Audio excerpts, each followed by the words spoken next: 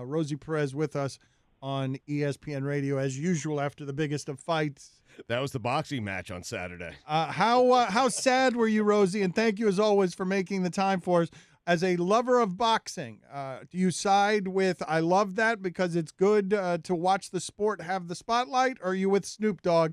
That looks like two of my uncles fighting at the barbecue. Oh, man, Snoop Dogg had me cracking up.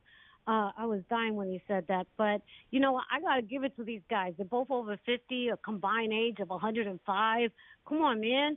You know what I mean? I got arthritis in both knees. I got 2 torn meniscuses, you know, a hairline fracture in my hip. I ain't trying to get in a boxing ring like that. I thought they did all right. I did. I thought they did all right. I didn't think they did spectacular. I wouldn't go that far, but I respected that, you know, that they went in there and they took it seriously. Rosie, what happened? Is that from dancing? What happened? Did you just say that your body is all busted up because of how aggressively you danced? Yes, 100%. You know, dancing hip hop in high heels too wasn't really smart. You know what I'm saying? Oh, well, you told us, right? The beginning of Do the Right Thing, you said Spike had you out there for what, 10 hours?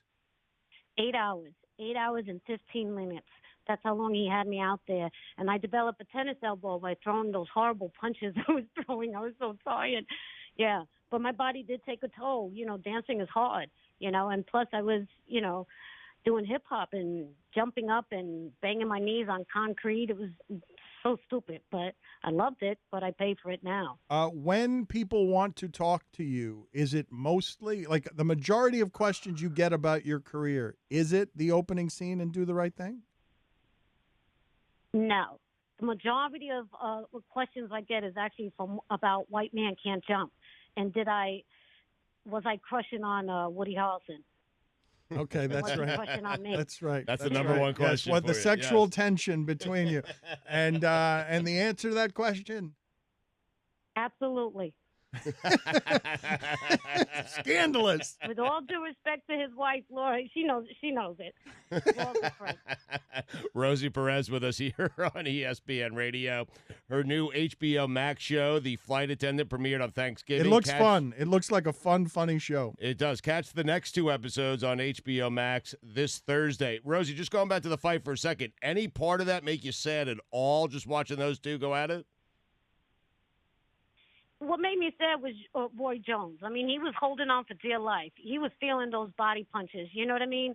And I question. I know Mike Tyson says he's gotten high before he started fighting in a championship fight, and that he got high last Saturday night as well. You know, but imagine if he wasn't high. Jesus Christmas, I'll tell you. I mean, you know, for a 54-year-old man, he was hitting really, really hard, and I felt bad for Roy. But the person that I really felt bad for Saturday night was Nate, man. Oh, my God. You know? All right, we'll get to that. We'll get to that in a second. Hold on, though. Is Rosie Perez breaking the news right here? I'd like to see it on the ESPN scroll that Mike Tyson fought that fight high. Oh, did I say that out Okay. loud? So Nate Robinson, were you hoping you followed his basketball career with the Knicks, right? Were you hoping for something better than that? I was hoping for something better than that because the fight game is real. You know what I'm saying? It's a serious sport. It's the hurt business, you know? And that poor guy, at least he took it seriously. He was, you know, sparring with real professional fighters. You don't go in there, you know, and say, oh, I boxed. Even if you were boxing, even in a regular boxing gym for a year, if you're not sparring with professionals, you're not taking it seriously, you're going to get knocked the hell out like he did, you know. And I was scared. He was face down. That was like a Pacquiao knockout. You know what I mean? It was scary. I was like, is he going to get up? And then my sister calls me and goes, well, he has another career. And I said, what? He goes, in mattress commercials. I said, oh, you are horrible. That is terrible. It doesn't sound like you found it so Rosie. terrible. It sounds like you enjoyed Rosie. sharing that story and that you see the funny in that story because is Jake Paul any good as a boxer? I thought he was decent. I wouldn't say that he's a professional fighter, no. But I thought he was decent. You know, the haters are going to hate, but At least he tried to do his homework. He took it seriously, and he delivered, a solid punch, a solid legal punch, and knocked him the hell out. I give it to him. Would you like to hear more Snoop Dogg doing broadcasts? Like, is that So something? good. Is that So something good. you would like a little more with your sports coverage?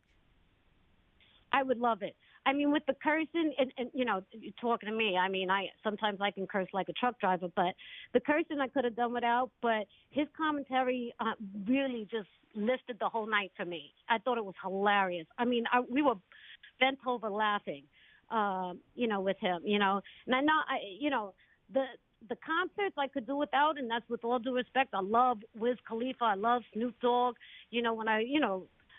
But I don't know. When I go to a fight, I want to see the fight. I don't want to. The only entertainment I want to see is the Star Spangled Banner being sung. That's about it. But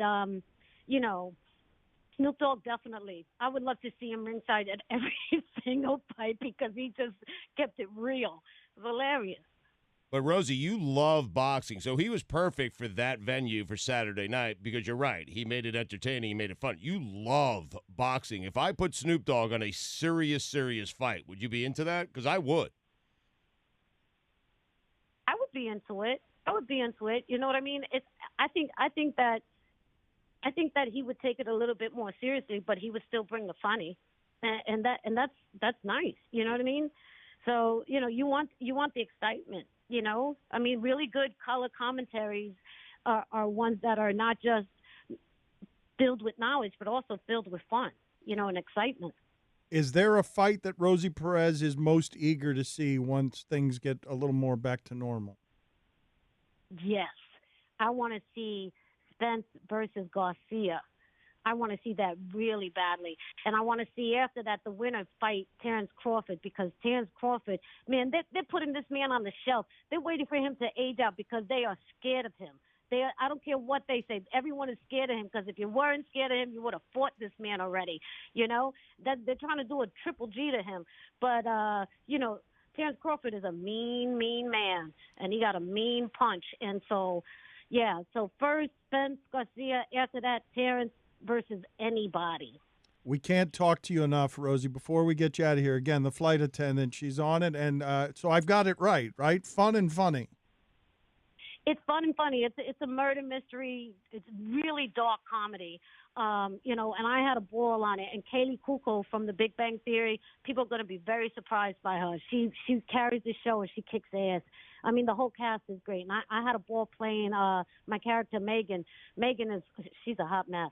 And it was fun playing her. Rosie, good talking to you. You're Next awesome, time, we Rosie. got to get you and Teddy Atlas together to have a boxing conversation. Always good checking in with you. Thank you, Rosie. Thanks, guys. Bye. Thank you, Rosie.